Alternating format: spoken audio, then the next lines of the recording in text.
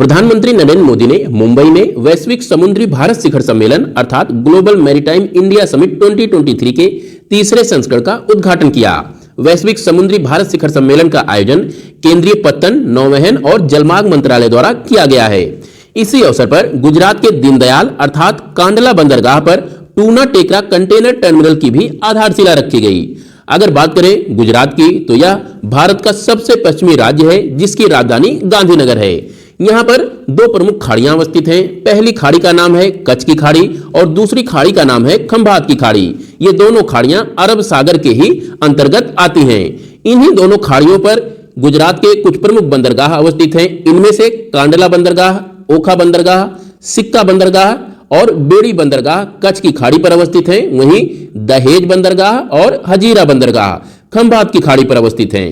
यहाँ की कुछ प्रमुख नदियों को याद रखने के लिए आप समानता कोड याद रख सकते हैं। यहाँ पर सा का मतलब है साबरमती नदी, मा का मतलब है माही नदी, ना का मतलब है नर्मदा नदी और ता का मतलब है तापी नदी।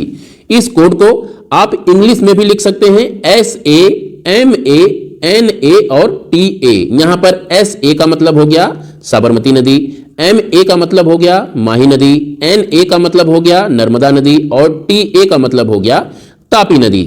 इन नदियों का क्रम उत्तर से दक्षिण की तरफ है और यही क्रम आपको याद रखना है। कभी कभी हमारे एग्जामिनेशन में नदियों के क्रम से संबंधित प्रश्न पूछे जाते हैं। उस केस में समानता कोड आपकी काफी सहायता करेगा। क्रिस्टोफर लक्सन ने न्यूजीलैंड के नए प्रधानमंत्री के रूप में शपथ ली। ये न्यूजीलैंड के 49वें प्रधानमंत्री होंगे।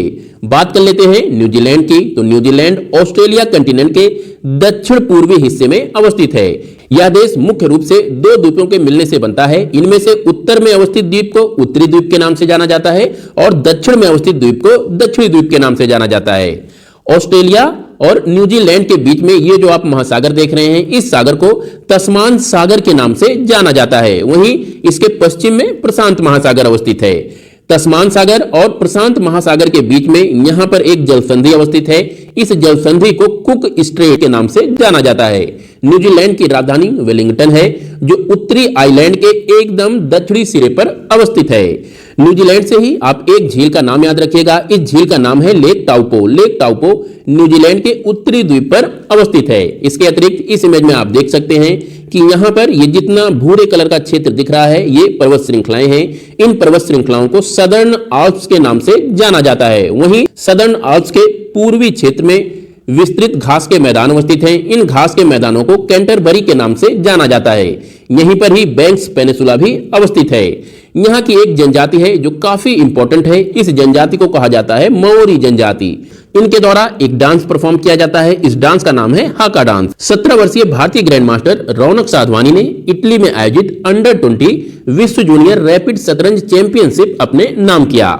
महाराष्ट्र के नागपुर के रौनक साधवानी जर्मनी के टोबियस कोयले को हराकर विजेता बने। चलते चलते आज का MCQ देख लेते हैं। आप लोगों को बताना है कि भारत से बाहर डॉक्टर भीमराव अंबेडकर की सबसे ऊंची प्रतिमा स्टैच्यू ऑफ इक्वलिटी का अनावरण किस शहर में किया गया है। आपके ऑप्शन है न्यूयॉर्क, क्यूबेक, मैरीलैंड या फिर लॉस वेगास। इस MCQ का जवाब आप लोग कमेंट में दीजिएगा। कल फिर मिलते हैं लेटेस्ट और मोस्ट इंपोर्टेंट करंट अफेयर्स के साथ। तब तक के लिए नमस्कार और जय हिंद।